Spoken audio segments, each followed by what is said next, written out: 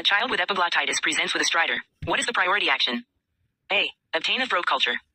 B. Prepare for intubation. C. Administer racemic epinephrine. D. Give IV steroids.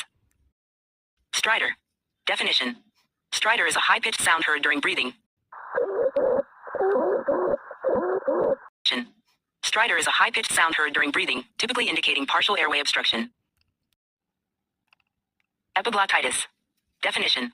Epiglottitis is a serious medical condition characterized by inflammation of the epiglottis, which can cause airway obstruction. Priority action for epiglottitis with stridor. The correct answer is B. Prepare for intubation. Rationale. 1. Airway compromise, stridor. Indicates potential airway obstruction. 2. Risk of respiratory failure. Securing the airway is crucial.